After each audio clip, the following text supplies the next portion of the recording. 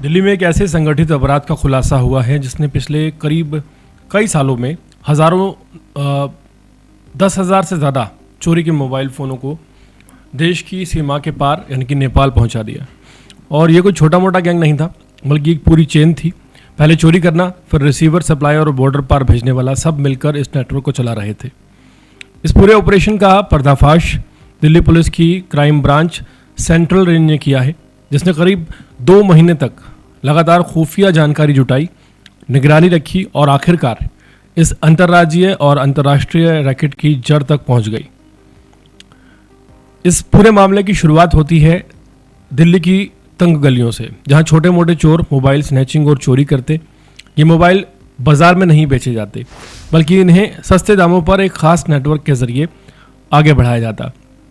इस नेटवर्क की अहम कड़ी थी मोहम्मद शहनवाज उर्फ शानू, जो कि 43 साल का है, नंदनगरी दिल्ली का है, जो खुद को एक आदतन अपराधी है और पहले भी 7 मामलों में शामिल रह चुका है।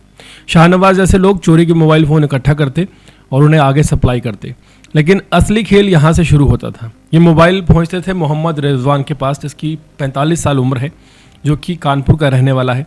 इस पूरे रैकेट का बहुत बड़ा खिलाड़ी रिजवान ने इस अपराध को एक बिजनेस बना दिया। वो दिल्ली के चोरी के मोबाइल सस्ते दामों में खरीदता और फिर नेपाल जाकर बल्क में उन्हें ऊंचे दामों पर बेचता।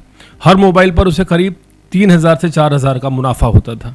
जांच में सामने आया है कि रिजवान पिछले 15 साल से नेपाल में रह रहा था, जहां उसने एक नेपाली महिला से शादी कर ली और बढ़ई का काम शुरू कर लिया।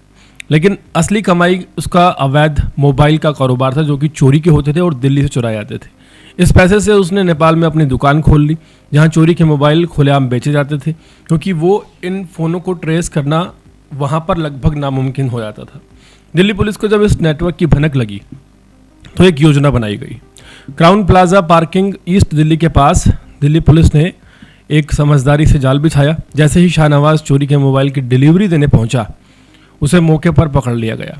उसके पास से 6 चोरी के मोबाइल मौका वारदात पर बरामद हुए।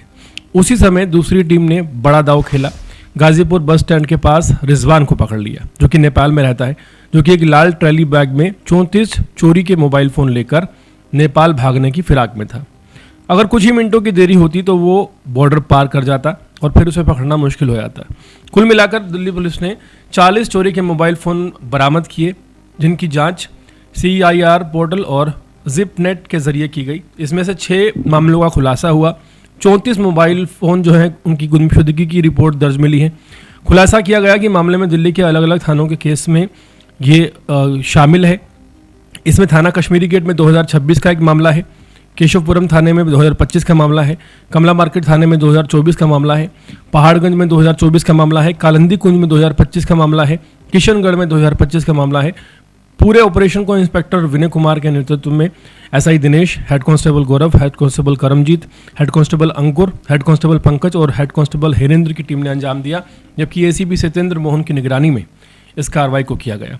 पूछताछ में रिजवान ने चौंकाने वाला खुलासा किया है। उसने पिछले 10 सालों में हज़ारों मोबाइल चोरी किए थे, जो नेपाल भेजे। ये एक ऐसा नेटवर्क था जो दिल्ली से चुराता और UP से गुजरात और नेपाल में जाकर इन्हें खपा देता था।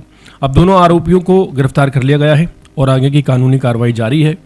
लेकिन इस केस ने एक बड़ा सच सामने ला दिया है कि दिल्ली में चोरी होने वाले मोबाइल फ़ोन सिर्फ एक स्थानीय अपराध नहीं है, बल्कि एक अंतर्राष्ट्रीय काला कारोबार बन चुके हैं। इन चोरी के फ़ोनों को बल्क में जमा करके नेपाल ले जाकर वहाँ खुलेआम बेचा जाता है।